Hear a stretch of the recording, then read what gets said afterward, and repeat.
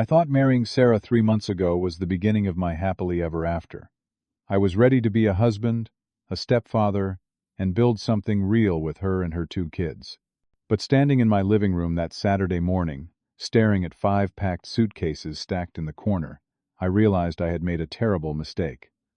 Those suitcases did not belong to Sarah, or Emma, or Tyler.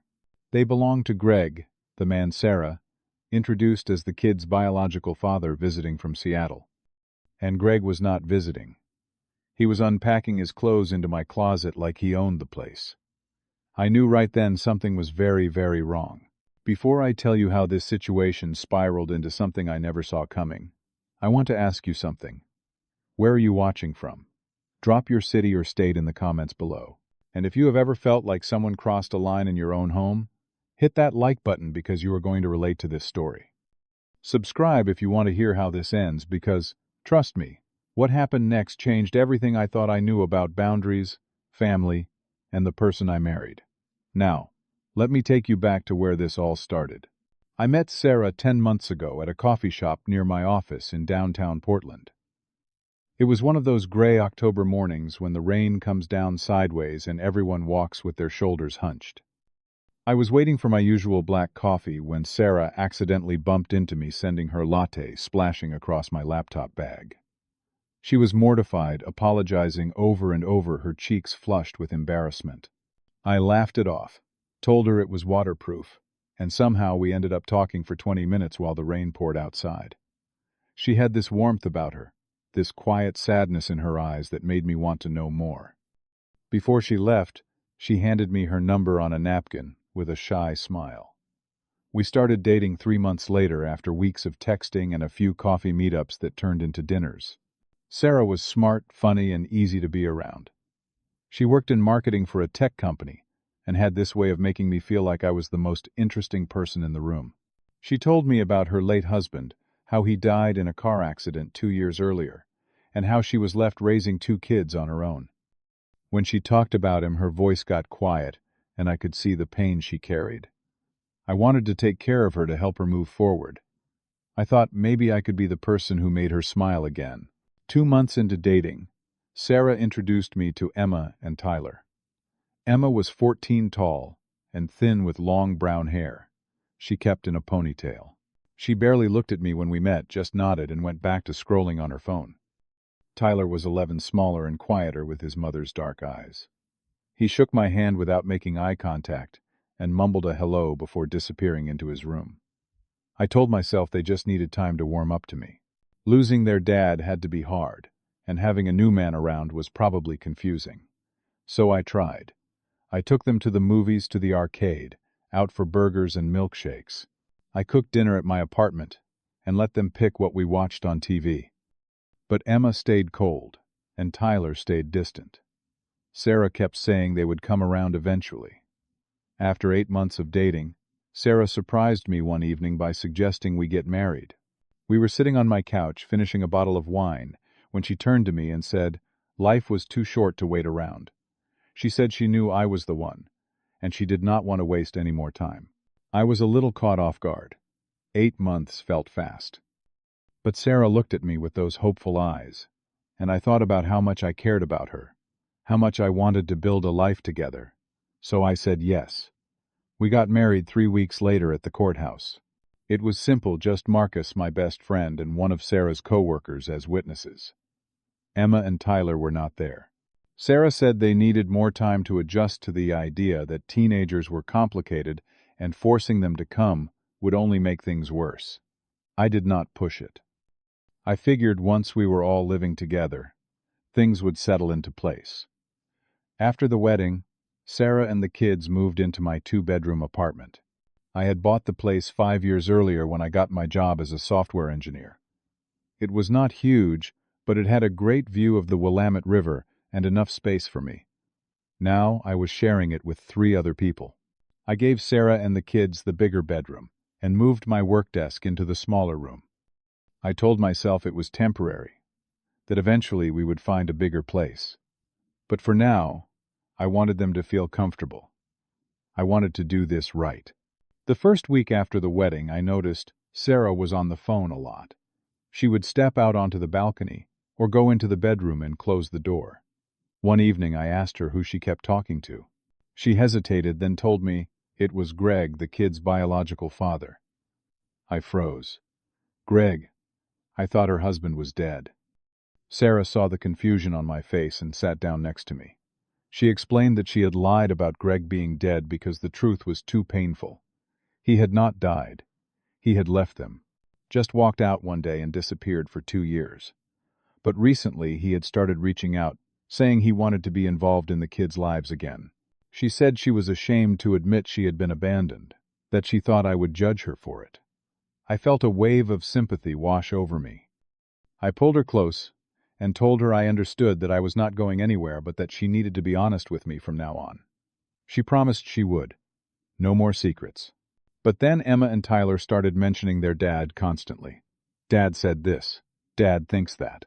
Dad is moving back to Portland next month. I looked at Sarah confused. She explained that Greg wanted to be closer to the kids, that he was looking for a place in the city. I felt a knot form in my stomach, but I told myself it was good for Emma and Tyler to have their father around. I was trying to be understanding, trying to be the bigger person. But the unease lingered. 2 weeks later, Greg showed up at my apartment. It was a Saturday afternoon and I was on the couch watching a basketball game when the doorbell rang. I opened the door to find a man standing there with a confident grin. He was tall, probably 6'2", with an athletic build and dark hair slicked back. He wore jeans, a leather jacket, and way too much cologne. He stuck out his hand and introduced himself as Greg, thanking me for taking care of his family. His family. The words hit me like a slap.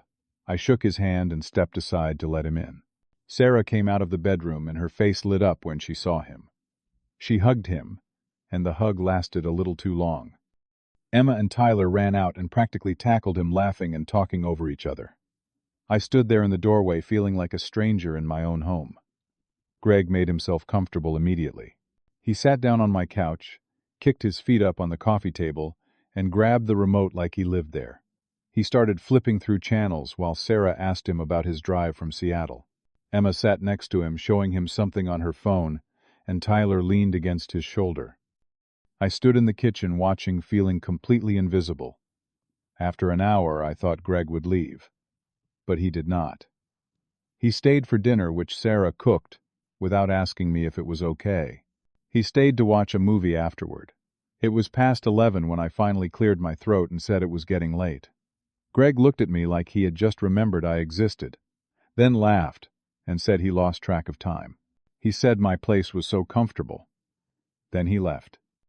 I locked the door behind him and felt a tightness in my chest I could not shake. The next week, Greg came back. This time it was Wednesday evening. No warning, no text. Sarah said he was staying for dinner and asked if that was okay, but her tone made it clear she was not really asking. I said fine, even though I wanted to say no. Dinner was tense. Greg sat at the head of the table, the spot I usually sat in, and told stories about when he and Sarah were together. He talked about trips they took, inside jokes they had, moments I was not part of. Emma and Tyler laughed at everything he said. Sarah smiled and chimed in with her own memories.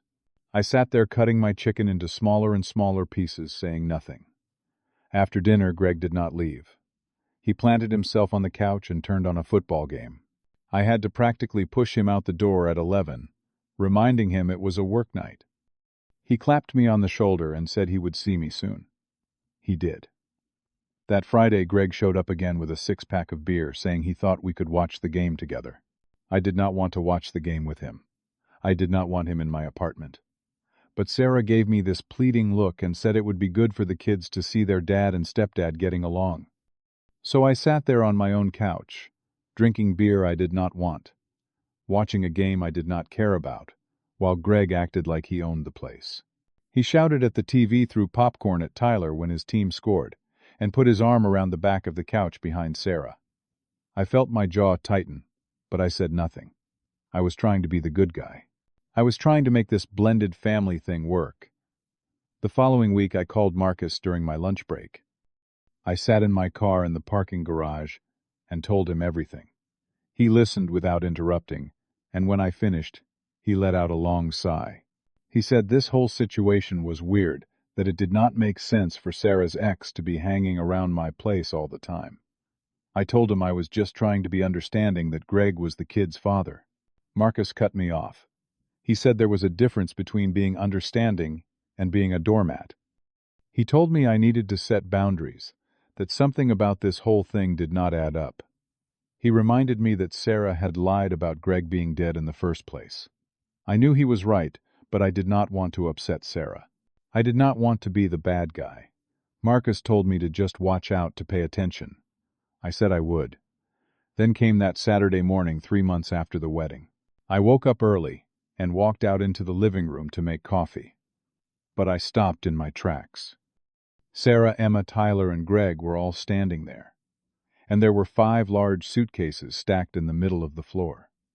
Greg was bent over one of them, unzipping it and pulling out clothes. I stared at the scene, my brain trying to catch up with what I was seeing. I asked what was going on. Sarah turned to me, and I could see the nervousness in her face. She said Greg's lease had ended, that he was having trouble finding a new place, and that she told him he could stay with us for a few weeks, just until he found something permanent. I could not believe what I was hearing. I said, "You what, Sarah, this is my apartment." She crossed her arms and said it was our apartment now that we were married. I raised my voice. I said that did not mean she could invite her ex-husband to live here without asking me. Emma jumped in, glaring at me, asking why I was being so mean. She said Greg was their dad, and he had nowhere else to go. Tyler stood next to her, nodding, telling me I was not even their real dad. The words stung, but I kept my focus on Sarah. Greg stood up and walked toward me slowly. He told me to relax, said it was temporary, that he would crash on the couch and stay out of my way. I looked him in the eye and told him no, that this was not happening, that he needed to find a hotel. Sarah started crying. She asked if I wanted her kid's father to be homeless. She said she thought I loved her, that I wanted to be part of this family. I told her I did, but this was too much. She kept pushing, kept crying, telling me to prove I loved her by letting Greg stay. "Just 2 weeks," she said. "Please." I felt trapped. I felt manipulated. But I was exhausted. I gave in. I said, "Fine, 2 weeks," and that was it. Greg smirked just a little, but I saw it. That night I could not sleep. I lay in bed staring at the ceiling while I heard laughter coming from the living room. I got up and walked to the doorway. Sarah, Greg, Emma, and Tyler were all squeezed onto the couch watching a movie together. Sarah's hand rested on Greg's arm for a moment before she pulled it away. My stomach dropped. I turned around and went back to bed, but I did not sleep. The next 2 weeks were hell. Greg did not look for a place. He made no effort to leave. He took over the couch, leaving his clothes, shoes, and charging cables everywhere. He used my kitchen like it was his own, eating my food, leaving dirty dishes in the sink. He took long showers that used up all the hot water, so I had to take cold ones before work. He invited his friends over to watch games without asking me. I came home one evening to find 3 guys I did not know sitting in my living room drinking my beer, shouting at the TV. I asked Greg what was going on, and he said it was just a couple of buddies. I told him he needed to ask before inviting people over. He laughed and said he did not think it was a big deal. But what bothered me most was how Sarah treated him. She cooked his meals. She did his laundry. She laughed at his jokes and deferred to him when the kids asked questions. When Emma wanted to go to the mall, she asked Greg, not me. When Tyler needed help with homework, he went to Greg. I had become invisible in my own home. I was paying the rent, the utilities, the groceries. But I was being treated like a tenant, like someone who did not belong. One evening I came home early from work. I had felt sick all day, and my boss told me to go home and rest. I walked into the apartment expecting it to be empty, but I heard voices coming from the bedroom. My heart started pounding. I walked slowly down the hallway and saw the door was cracked open. I peered inside and saw Sarah sitting on the edge of the bed with Greg next to her. They were not touching, but they were close, talking in low voices. I heard Greg ask when she was going to tell me. "Tell me what Sarah said." "Not yet, that she wanted to wait until I added her to the apartment lease. Then they could—" She paused, and Greg finished her sentence. "Then they could kick me out, and he could move in officially. He said the place was perfect for them. Sarah agreed, calling him baby. I stood there, frozen, my entire body going numb. They were playing me. This whole thing, the marriage, the move. In Greg's sudden return, it was all a setup. Sarah had never loved me. She just needed a place to stay, financial stability, and a way to get Greg back into her life. Once she was on the lease, they were going to force me out of my own home. I pushed the door open. I said, "You two are unbelievable." Sarah gasped and jumped to her feet. Greg stood up too, his expression shifting to something darker. He asked how long I had been standing there. I told him long enough. Sarah tried to lie. She started to say it was not what it sounded like, but I cut her off. I told her to stop, that I heard everything. The fake story about her dead husband, the temporary stay excuse, all of it was a con. Greg stepped closer to me and said, I was a nice guy, but that Sarah and he had history. They had kids, and I was just convenient. Emma and Tyler appeared in the hallway looking scared and confused. I felt rage and clarity at the same time. I looked at Sarah and told her to get out. She started begging, saying we could talk about this. Greg said I could not kick them out, that Sarah was my wife and had rights. I pulled out my phone and told him he was wrong. The apartment was in my name only. It was a premarital asset, and he was trespassing. I called Marcus and put him on speaker. I told him I needed him to contact David, our lawyer friend, and get an emergency restraining order, and eviction notice started. Marcus said he was on it, and that David would call me in 5 minutes. Greg's face changed. He realized I was serious. I told Sarah she had 2 hours to pack and leave. I told her Emma and Tyler had to go too. She cried and said I could not do this, that I was her husband. I said a marriage built on fraud could be annulled, and that was exactly what I was going to do. Tyler started crying. Emma just stared at me with hate in her eyes. I felt a pang of guilt, but I did not back down. Greg tried to intimidate me. He stepped into my space and said I was making a big mistake. I looked him in the eye and told him the only mistake I made was trusting her. I said if they were not gone in 2 hours, I would call the police. They packed. Sarah cried the whole time, begging me to reconsider. Greg muttered threats under his breath. Emma and Tyler moved in stunned silence. When they finally walked out the door with their suitcases, I closed it behind them and locked it. The apartment was silent. I stood there for a long time, just breathing. Then I slid down the door, sat on the floor, and broke down. I was not crying because I lost them. I was crying because I had been so blind. The next morning I called David, our lawyer friend. He confirmed that I could file for an annulment based on fraudulent inducement. Sarah had lied about her circumstances and intentions to get me to marry her. He said it would take a few weeks, but it was a solid case. I filed the paperwork that afternoon.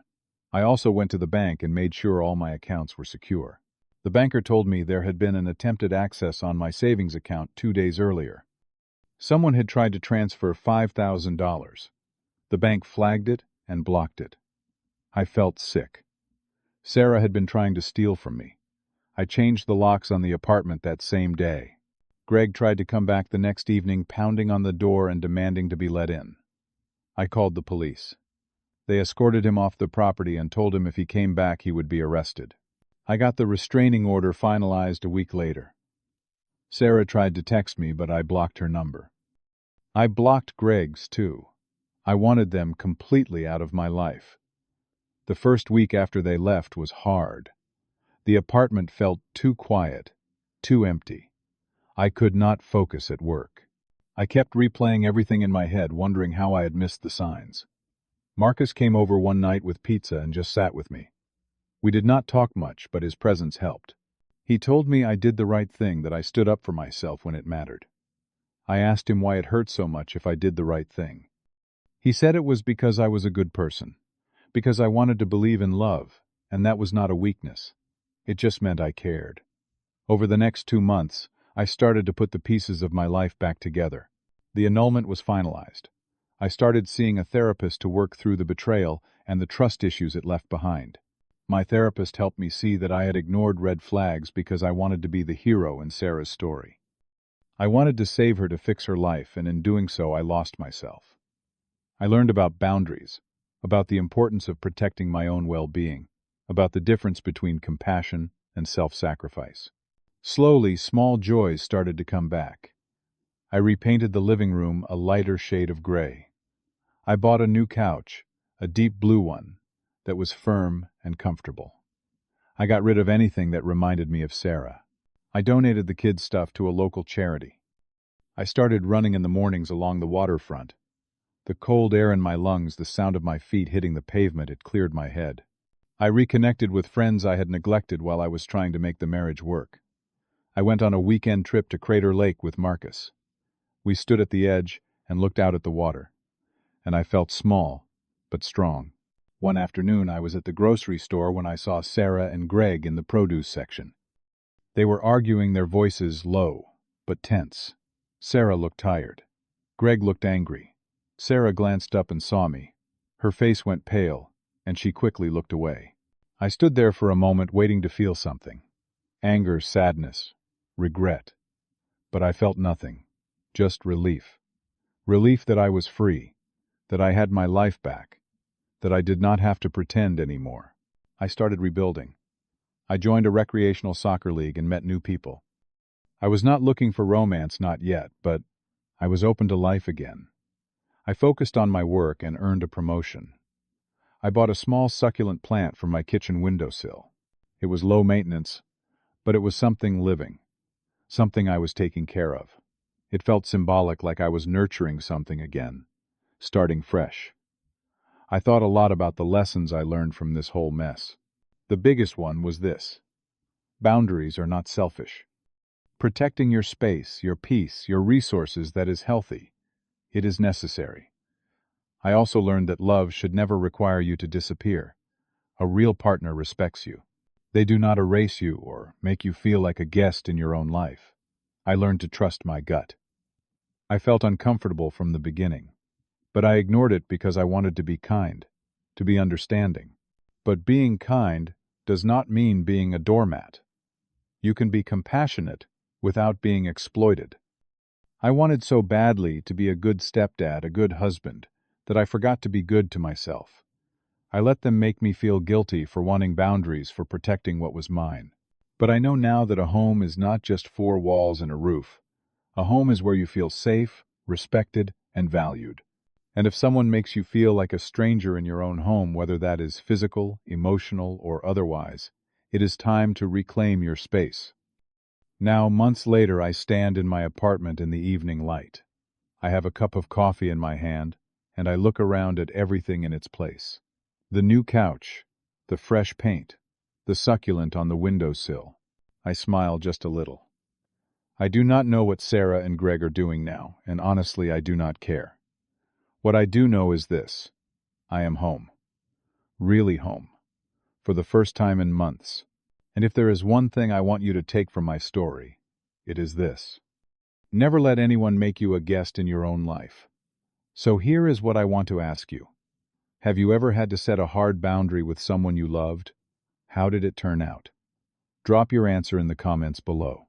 And if this story resonated with you, hit that like button and share it with someone who might need to hear it. Subscribe to this channel if you want more real stories about life, relationships, and finding your way back to yourself. Thank you for listening, and I hope you find the courage to protect your peace, whatever that looks like for you. Take care of yourself out there.